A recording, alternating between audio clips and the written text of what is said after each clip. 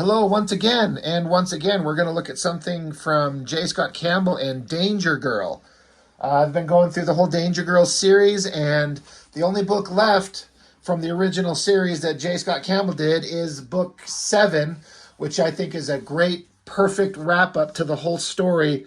Artistically and story-wise, it's fantastic. But before we get to that, I thought it would be interesting to look at this one thing. I got this, came out in 2018, and I don't think I've shown this on the channel already.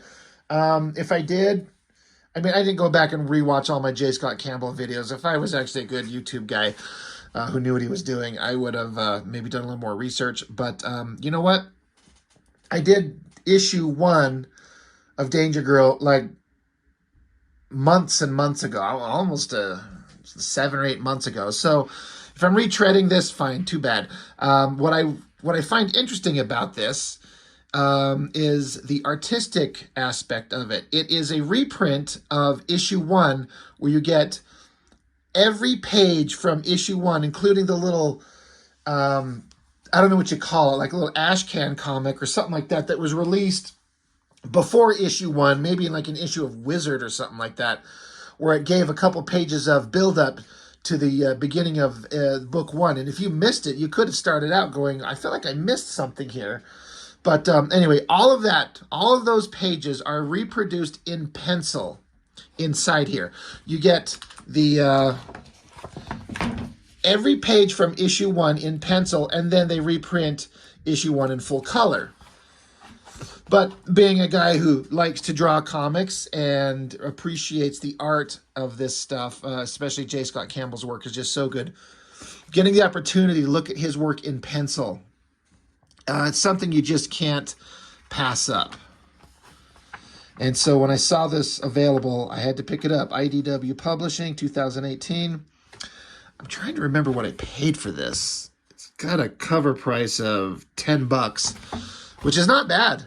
Being for real, $9.99, as far as I remember, that's what I paid for. That's not bad for, issue 1 of Danger Girl was something like 30-something pages, 35 pages maybe. And to get a reproduction, something on my book here. I should take better care of these.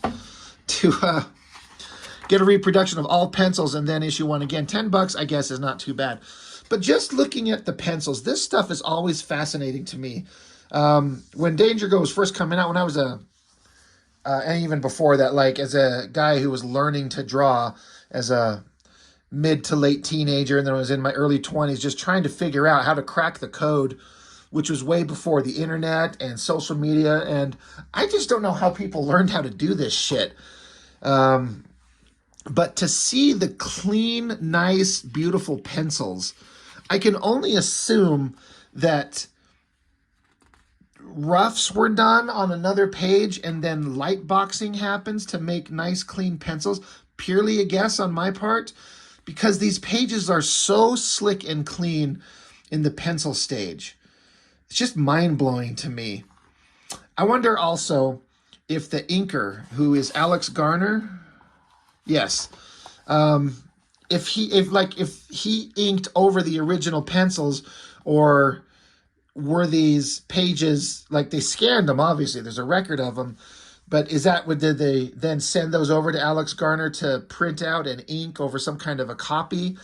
Or, are these, does he still have these penciled pages? I actually wonder. That would be interesting to know. But to get to see these pages like this, and you get to learn little tricks of the trade.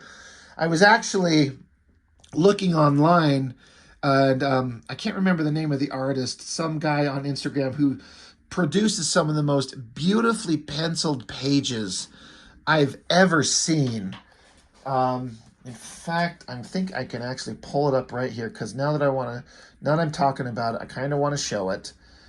So, but what I'm getting at is, like, some artists will do penciled pages to like the utmost finished degree that is almost shocking in how much that it's shocking how much effort they put into doing the finished pencils, as opposed to, I don't know what the proper terminology would be, tricks of the trade to speed up the process. A simple thing like this, it's anybody who knows comics and draws them, little X's mean that area is blacked out. So why waste time blackening that in when you can just put X's there? Now the trick is until you see it inked and get the final thing actually done, sometimes when you're new, you don't really know how it's going to turn out. And it's always kind of like, oh God, how well is this going to turn out? What is this going to look like in full black and white? And then you never know until you get your inks back. And if you're lucky enough to have a really good inker, they kind of know how to balance everything out. But to just speed up the pages, like back here in the water, there's all these little X's back there that are supposed to be like indicating black. I'm going to see if it shows up very well right here. But this is some penciled pages that I was looking at recently, and look at the level of detail. Like he fills in all the blacks, all the shadows. They're so finely like taken to a finished degree that's kind of unbelievable. I mean, you can see him throwing in the X's right here in the shadowy border separation, but it's kind of shocking how incredibly finished these pages are. And you can see how sometimes doing comics will take a lot of time. But when you're trying to get some of these things done, you got to find every little trick that you can get to just get through the page. And if you have a good kind of understanding with your inker, you know that they'll do it right for you. So these little X's again on this guy's suit that he's wearing, just to blacken it in. Like the hair right here on the main girl, it's pretty rough line work. Like it's not very well defined on the same level like some of the faces and the clothes where you need to really get that detail in there. But when you put just a nice simple indication, if your inker has good control over his lines, or if you're doing the inks, especially like if a lot of artists that ink their own work, myself included, not that I'm a fraction as good as any of these guys at all, but when I do my own stuff, I leave it really rough and then I just kind of jump straight to inking for better or worse. But when you're handing it off to someone else, you want to make it as clear as you can so, they don't take, like, they go a different route than you're expecting and then you get it back and you're like, that's not what I intended. But again, rough kind of line work on the hair, but if you got a good inker who knows what he's doing, it's everything you need to know is there. And then just looking at simple explosions, but then he's got to draw in all this jungle. And then look at the amount of panels that J. Scott Campbell puts on these pages. So we got 1, 2, 3, 4, 5, 6, 7, 8, 9, 10, 11. 11 panels on this page. But I don't feel like it's cluttered. I don't feel like it's unreadable. The storytelling is completely there. And it's clear and it's fun. I'm blown away by how good these were. And J. Scott Campbell, I mean, he had done... he got hired and he did some pinups and maybe like a short story here or there. Then he did the Gen 13 miniseries, 4 issues, I think, and then he went on to do the regular Gen 13 miniseries for 13, 14 issues, something like that. So what is that, like 2 years into the comics industry? I'm just purely guessing here. And then at this point, he was at this level. He's so damn good. The way he draws the Jeep in pencil, clean, clear, perfect perspective, all the details there. Another great shot of the Jeep. I'm kind of I'm fascinated by the Jeep and the technological stuff. The Jeep, the boat, the helicopter. Because it's one thing to learn how to draw like sexy girls and hot guys. But you need to know how to draw all this other stuff, especially if you have a story like we're in the jungle. There's Jeeps and boats and helicopters and jets and all kinds of cool shit. And if you can't draw this, then what the hell are you going to do? Reminded of a comic recently, Airborne by Mr. Liefeld, and he drew a Jeep driving across the top of like a mountain pass with a couple people inside it. And if you were to see the comparison of this stuff to what he did, you'd be like, there's no comparison. Campbell is a million times better in every conceivable way. Look at these bad guys driving this Hummer. Look at the detail on this pencil drawing right here. Fantastic. And then the Jeep going over the edge, like it's been shot up. It's a bunch of bullet holes. There's smoke on it. Looks like maybe the tires could be going flat. It's so damn good. I don't care if Campbell like takes a picture of a Jeep and traces it. It looks great. So anyway, that's the first like little mini story to lead you into the first issue of Danger Girl proper, which starts here. Always love this cover and just seeing it in this clean pencil. I've said this before, how looking at some artwork like this, some artwork, you look at it, it just inspires you and it makes you want to go draw, which is what I want to do. I look at this, I'm like, I can't wait to start putting pencil on paper. Very excited to do that because it's so good. Look at the detail. Got like a fat schlubby guy, little cooler down here, the drink cups that he's holding in his hand, the foliage in the background, the hot girl, the knife on her hip.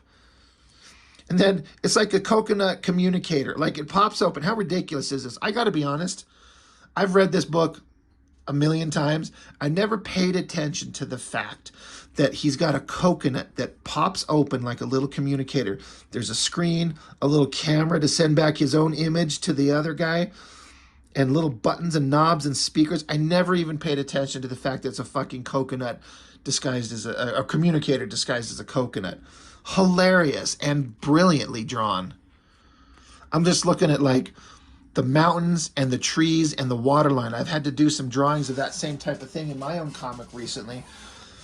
And then I look at the way he does it. It looks simple but perfect.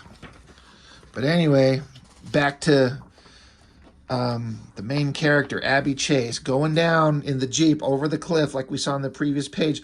Bullet holes in it, smoke coming off, the look on her face. Another great, beautiful drawing of that Jeep.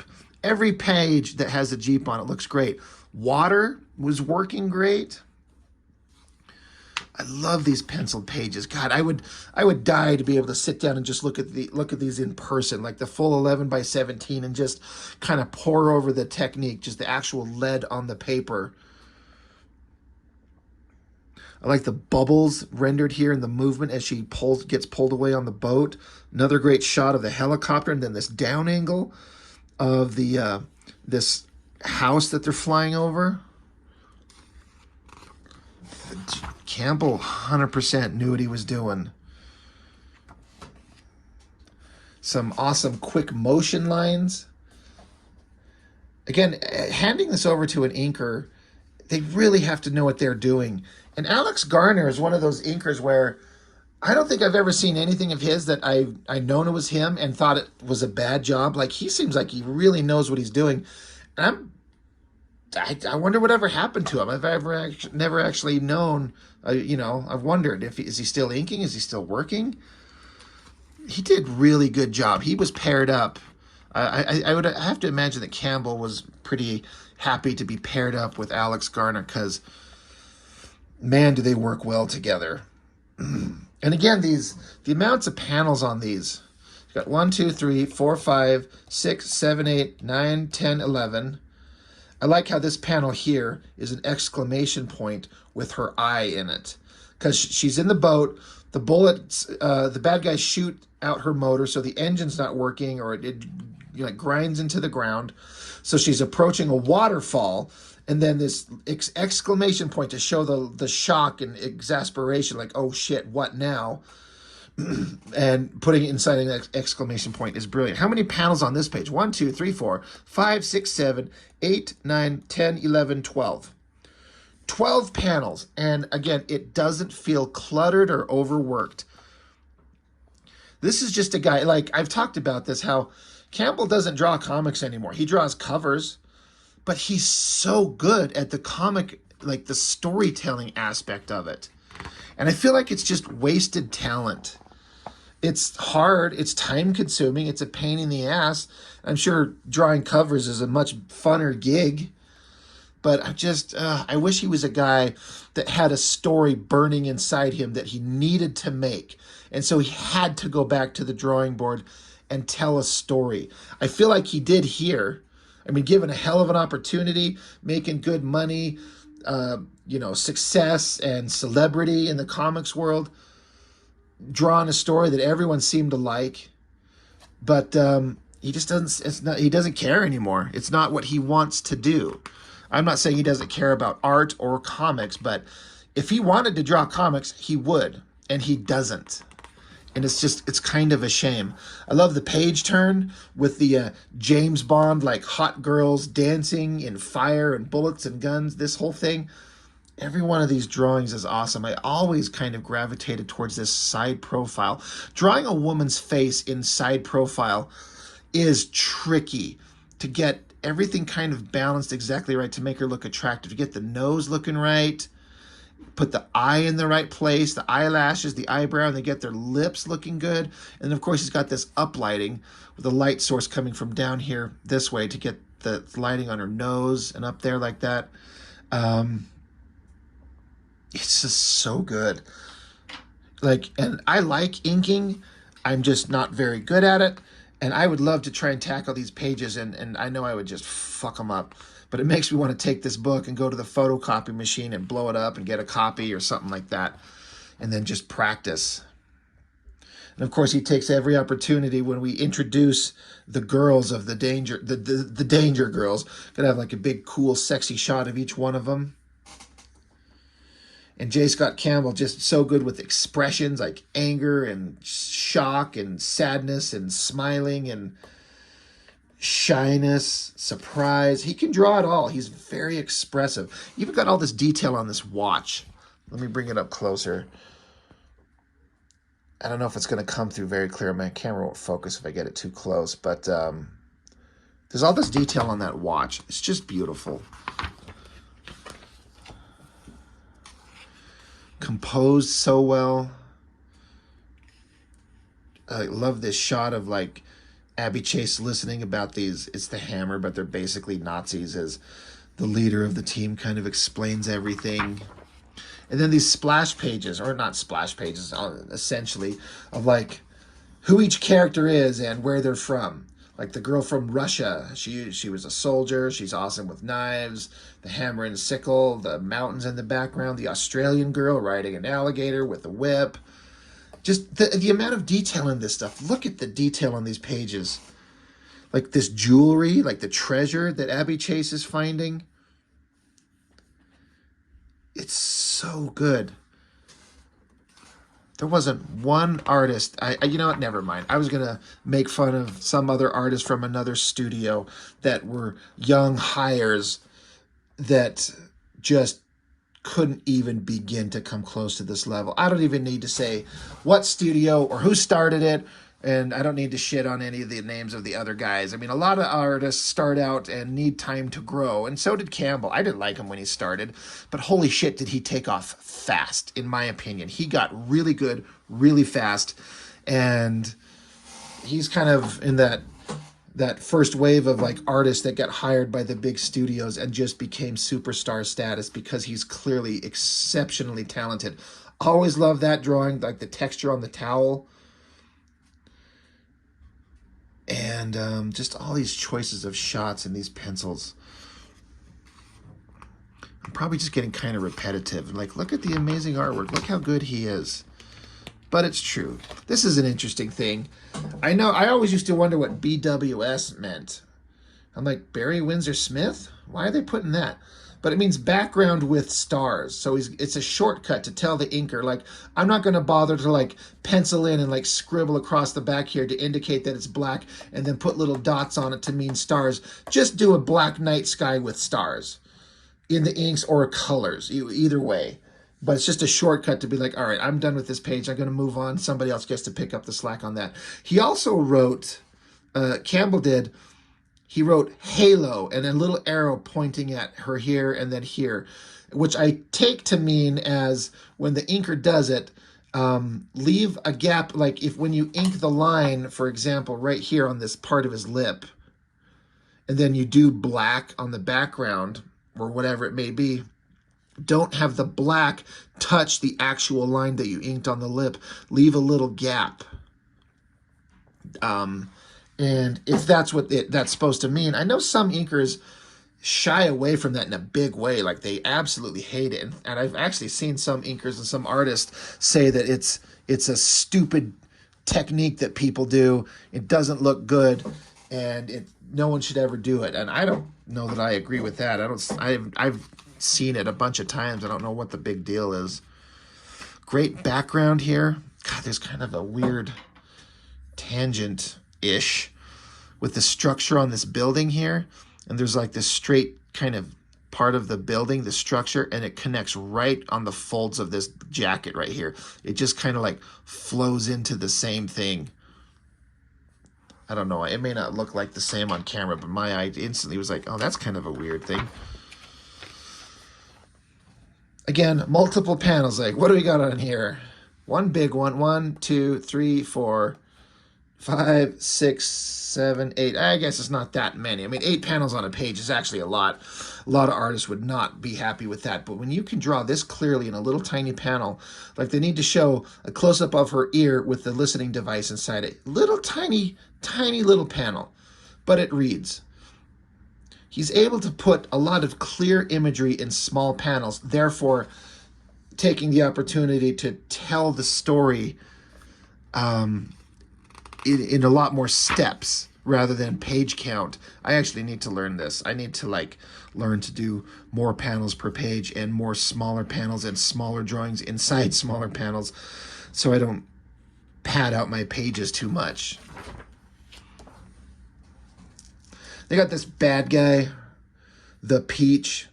He's a fat little schlub. He's chunkier than Lizzo.